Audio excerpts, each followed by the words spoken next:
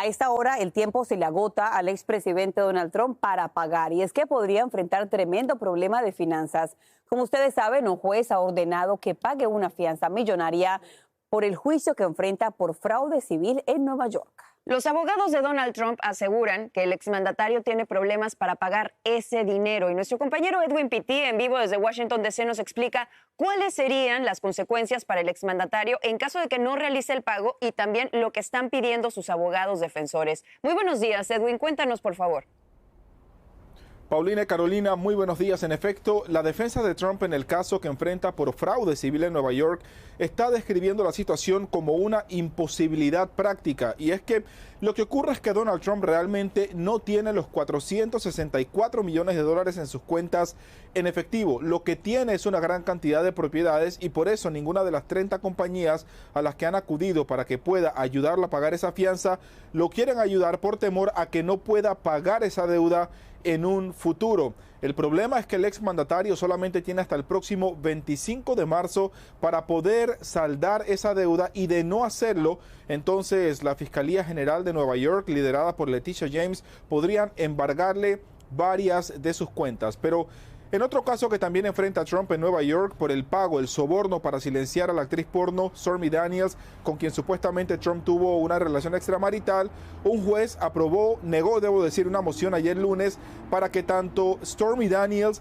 como el ex abogado de Trump, Michael Cohen, puedan testificar en este caso, que ha sido algo que ha llenado de titulares las noticias en los últimos años.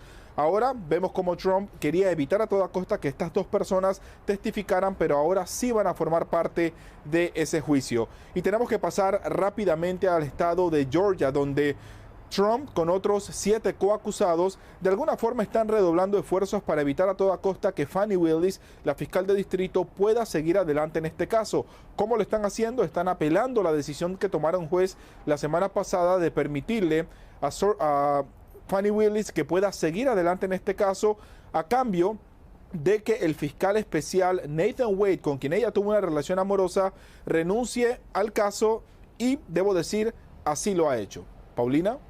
Edwin, una pregunta. ¿Qué tendría que pasar para que Donald Trump pueda apelar la decisión de este juez?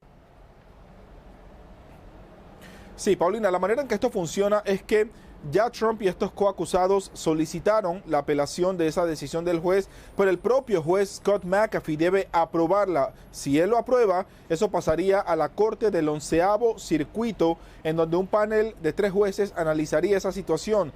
Pero al final del día, lo que importa aquí es que la defensa de Trump está logrando el plan inicial, que es retrasar lo más posible cada uno de los casos que enfrenta Trump, lo que da a entender que si esto realmente llega a una corte de apelaciones, sería poco probable que viéramos un juicio antes de las elecciones en noviembre. Soy Edwin Pitti reportando desde Washington para La Voz de la Mañana.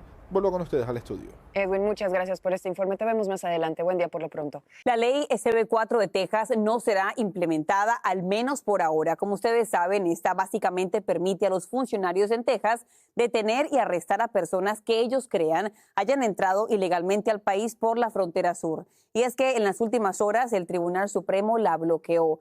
La administración Biden presentó una demanda argumentando que usurparía la autoridad federal. Escuchemos algunas reacciones. No venimos haciendo nada malo, venimos huyendo de una situación que salió de las manos. Nunca nos dieron a nosotros tiempo para discutir con ellos, para que ellos los oigan a nosotros, el problema que vamos a tener todos los churches de la frontera. Como gobernantes de este país, aprendan un poco más de cómo se maneja la situación migratoria en lugar de crear leyes que criminalice a nuestra comunidad. La Cancillería mexicana aplaude dicha decisión de parte de la Corte Suprema del país vecino y mediante un comunicado dicen que rechazan cualquier iniciativa que criminalice la migración, la separación de familias y la discriminación, y que esto atenta directamente en contra de los derechos humanos de las personas. La ley SB4 en Texas contempla detenciones, deportaciones y encarcelamiento de hasta 20 años para quienes ingresen de manera indocumentada a Texas por la frontera entre México y Estados Unidos. El alcalde de Nueva York, Eric Adams, está enfrentando una demanda por agresión sexual que fue presentada por una mujer que fue ayudante en el departamento de la policía de la ciudad cuando Adams, ahora el alcalde, trabajaba en ese departamento. Y desde la Gran Manzana, Peggy Carranza nos tiene toda la información. Peggy, tremendo escándalo. Muy buenos días. Encontramos frente a la alcaldía porque, como lo dices, el alcalde Eric Adams enfrenta un nuevo problema legal, y es que esta mujer que lo acusó de abuso sexual presentó una demanda en su contra, y según la acción legal, esto habría ocurrido en 1993 cuando eran colegas y trabajaban en la división de tránsito de la policía. Además, en ese momento Adams era también el líder de la asociación de guardianes. De hecho, según la acción legal, según lo que dice esta mujer, ella buscaba un ascenso y le pidió ayuda a Adams. Él dijo que lo haría, que lo iban a discutir. En ese momento él supuestamente la iba a llevar en su auto a su casa. Sin embargo, según la acción legal, llegó a un terreno baldío y allí le dijo que él ayudaría, pero a cambio de un favor sexual. Supuestamente esta mujer se rehusó. Sin embargo, él habría expuesto sus partes íntimas y supuestamente se tocó inapropiadamente. Como decimos, todo esto de acuerdo con la demanda. Adams ha negado que esto haya pasado. Él dijo que esto nunca pasó, que además no recuerda conocer a esta mujer.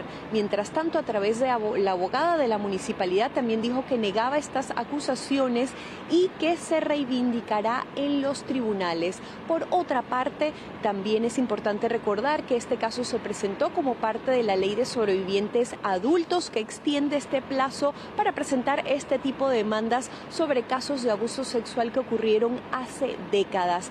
También hay que recordar que Adams ya enfrenta una investigación federal en torno a la recaudación de fondos para su campaña. De hecho, se le confiscaron teléfonos celulares, el FBI, y además se allanó la casa de algunos recaudadores de su campaña. Mientras tanto, la demanda busca una compensación de $5 millones por daños y perjuicios. Te pregunto, Peggy, esto fue en el año 1993. ¿Se sabe por qué no se había presentado esta demanda antes? Esta mujer ha dicho que ella era en ese momento una madre divorciada de niños pequeños y que temía perder su trabajo y por eso no había presentado la demanda antes. Bueno, también ahora ella espera que se lleve a cabo un juicio al respecto. Veremos a ver qué es lo que pasa. Como ustedes saben, el alcalde ha dicho una y otra vez que esto no es cierto. Veremos a ver qué pasa en corte. Peggy, muchísimas gracias.